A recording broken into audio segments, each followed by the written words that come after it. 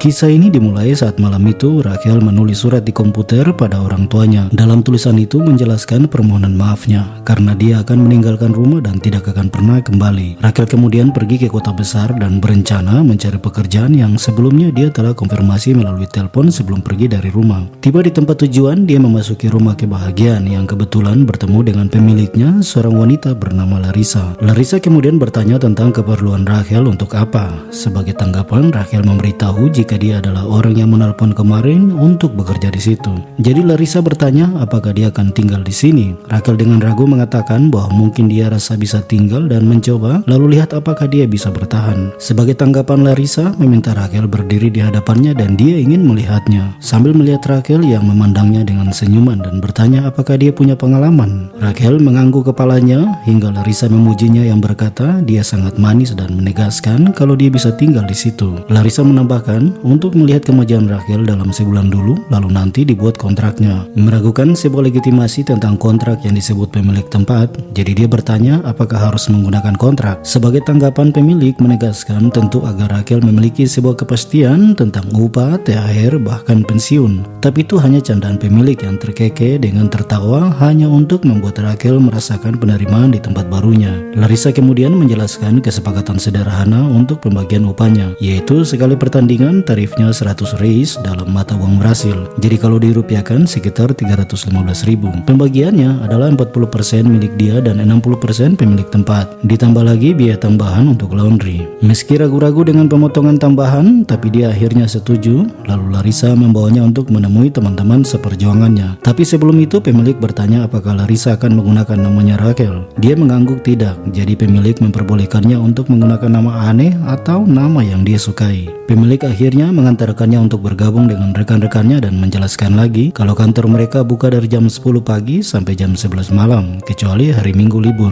Pemilik kemudian memberitahu karyawannya bahwa karyawan baru akan menggantikan kursi seorang wanita bernama Joyce. Tidur di luar rumah adalah hal yang menakutkan bagi Rachel, namun ini adalah pengalaman pertamanya meninggalkan kamar di rumahnya dan tinggal di tempat yang tidak dia kenal. Malam itu sebuah mimpi membawanya untuk menjelaskan mengapa dia harus pergi meninggalkan rumahnya dan orang tua angkatnya yang menyayanginya. Dimulai di suatu pagi saat sarapan keluarga, Rachel yang mengambil minuman dan ibunya meminta dia hati-hati karena bisa membuat pakaiannya kotor mengenai makanan di meja. Lalu respon yang tidak sportif diutarakan kakaknya Rodrigo yang berkata pada ibunya untuk biarkan saja, lagi pula Rachel sudah kotor. Kecewa, Rachel pergi meninggalkan sarapan di mejanya saat ayahnya menatap Rodrigo dengan tatapan tenang. Adegan kemudian terlihat di sebuah kelas saat Rachel sedang membaca tentang pengertian menulis, yang dia paparkan bahwa menulis adalah cara untuk mengatakan apa yang tidak bisa diucapkan, mengungkapkan apa yang tidak kita sukai pada diri kita sendiri dan memberikannya kepada pembaca sebuah ide yang buruk. Apa yang kita sampaikan tidak ada untungnya. Lalu kelas segera selesai dan tampak seorang pemuda, Romino, teman kelasnya yang terus memandangnya, dan saat di luar,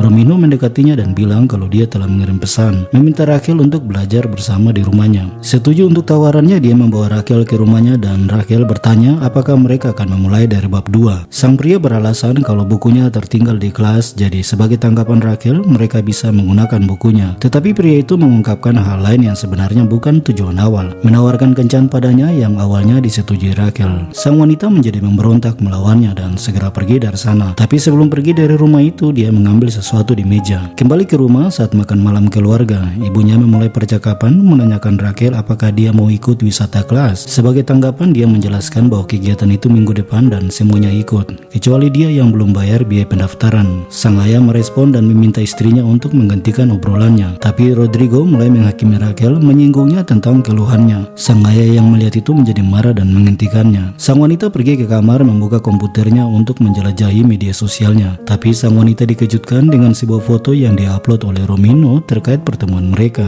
Di saat yang tegang antara pikiran dan akal sehat yang berbenturan dengan pertanyaan ibunya yang muncul di hadapannya tentang apakah dia melihat perhiasan ibunya, sang wanita hanya mencoba menetralkan ketegangan pikirannya untuk mengangguk dengan diikuti jawaban tidak pada ibunya. Keesokan harinya saat berjalan dengan penuh keraguan dan yakin setiap tawaan yang terlihat di sekelilingnya adalah percikan ledakan yang bersiap akan meledakkan jiwa dan raganya, sang wanita berjalan masuk kelas dengan perlahan seakan tidak percaya ketika pandangannya teralih ke papan tulis yang seketika itu mendorongnya untuk mengambil keputusan pergi dari rumah agar tidak menyakiti orang tua angkatnya. Jadi bisa disimpulkan bahwa putus asa seseorang seseorang dapat mendorong mereka ke ledakan besar dirinya, tergantung kompas di dalam dirinya yang membawanya pergi untuk membuktikan rasa sakit hatinya atau menenggelamkan wajahnya jauh di dasar laut agar tidak terlihat di permukaan. Adegan kemudian kembali di tempat tinggalnya yang baru. Sebagai karyawan baru tentu tidak mendorong Rachel untuk bersaing dari karyawan lama, dan dia hanya menunggu keberuntungan itu datang dengan sendirinya.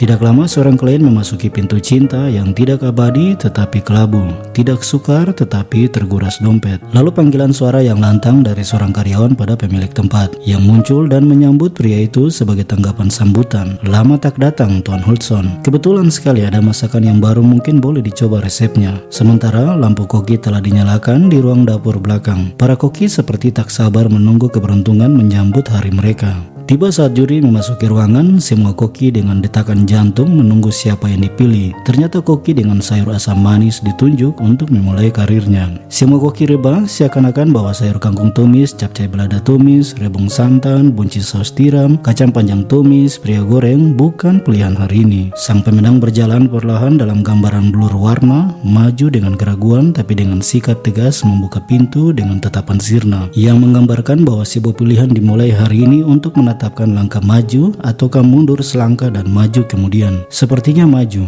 Dimulai dengan perkenalan awal. Kita telah tahu nama pria ini adalah Hudson, dan saat wanita ditanya namanya, dia masih ragu tapi dengan santun menyebut nama samarannya Bruna. Singkat cerita, tugas mulai diembani dengan wajah tegang Bruna, pemilik nama baru dengan moto, "Aku tidak menangis, aku tidak berhenti. Aku tidak lari kembali ke rumah, tidak kembali ke orang tuaku." Pada saat ini, Rachel yang lama, Rachel yang dulu telah mati. Dan untuk beberapa waktu ke depan, lampu dapur dinyalakan menandakan semua siaga satu. Menunggu pemilihan kandidat, tergantung siapa di antara mereka memiliki proposal yang bagus akan menjadi pilihan. Dan siapa sangka di minggu pertama sudah mendapatkan 30 suara dukungan dengan cepat, dan itu mengungguli para pesaingnya. Bahkan sang wanita terkesan dengan dirinya membayangkan penghasilannya bisa lebih tinggi dari seorang sarjana diploma. Dia juga menolak permintaan pemilik untuk memberinya rehat sebentar karena yakin masih kuat untuk bekerja. Semua saingannya menjadi heran bertanya-tanya dalam diri mereka, apakah manusia ini buatan besi robot, sampai-sampai tidak mau mengambil waktu rehat dan ingin bekerja terus. Namun pemilik tetap tersenyum karena dengan demikian perusahaannya akan berjaya di tengah kota yang penuh persaingan. Setelah menerima penghasilan dari sang pemilik yang menyarankan untuk pergi membeli baju barunya, menyinggung model baju lamanya seperti tidak memiliki model terbaru. Lalu kita juga disadarkan bahwa ternyata perhiasan yang ditanya pada sang wanita oleh ibunya ada bersamanya di simpanan lokernya. Sang wanita akhirnya pergi untuk memilih baju di mall dan itu mengubah penampilannya. Dia bahkan menjadi rebutan pelanggan rumah makan karena masakannya yang gurih, dan itu memicu ketegangan antara rekan-rekannya, salah satu Jenin. Sebagai tanggapannya saat melihat lampu dapur tidak menyala, yakin mereka akan menganggur hingga sebulan, menganggap Barbie mengambil semua dari mereka. Namun sesuatu yang mengejutkan datang pada sang wanita saat dia memasuki kamar dan tidak mengetahui siapa yang menunggunya, dan pria itu juga tidak sadar akan menemui sang wanita. Masuk dengan santai, sang wanita memperkenalkan namanya dengan santun sebagai Bruna, dan sang pria memperkenalkan namanya sebagai Rodrigo. Rodrigo mulai menghakiminya sebagai tanggapannya, jadi seperti ini yang dia inginkan, sementara kedua orang tuanya menderita dengan kepergiannya. Rodrigo melanjutkan ketegasannya meminta Bruna untuk jangan pernah kembali ke rumah, karena sampai itu terjadi, dia berjanji akan mencabi-cabinya. Malam itu Bruna mulai berpikir kalau dia punya alasan untuk lakukan semua ini karena masih sayang pada orang tuanya, dan tidak bermaksud untuk menyakiti mereka. Dia berkata dalam hatinya hanya ingin mereka merasakan perasaannya. Sang wanita memutuskan menelpon ke rumah, dan saat ibunya mengangkat telepon, dia tidak berbicara dan memilih diam. Ibunya kemudian menangis saat melihat isi suratnya. Keesokan hari Hudson mendatangi Bruna, di mana Hudson merupakan pria pertama yang menemuinya di sana.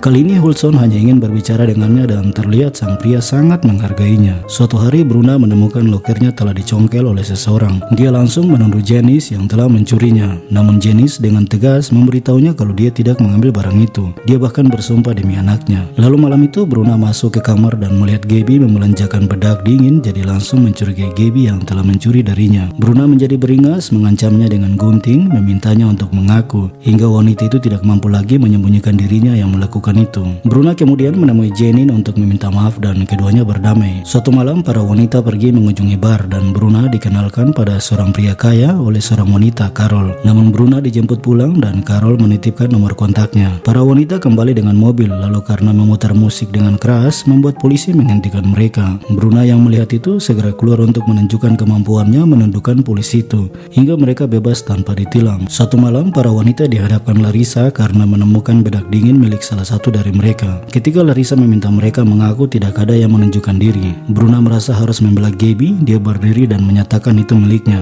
Namun tidak lama Gabby berdiri dan mengaku kalau semua itu miliknya. Larissa yang marah langsung memecat keduanya dan mengeluarkan mereka dari tempat itu. Bruna menelpon Carol dan setuju menjadi manajernya, sementara Gabby berperan sebagai admin dan mengatur jadwal untuknya. Sang wanita dan temannya sepakat untuk mengembangkan diri mereka dengan membuat blog dan nama baru, Bruna Surfistinha. Keduanya akhirnya berhasil dan itu mengundang banyak followersnya yang tentu meningkatkan usahanya. Akan tetapi lagi-lagi Bruna didatangi Hudson yang memuji perkembangan Bruna. Suatu malam Hudson menelpon Bruna dan menawarkan makan malam. Dia sepakat dan keduanya bertemu, di mana Hudson mengungkapkan perasaannya dan melamarnya malam itu.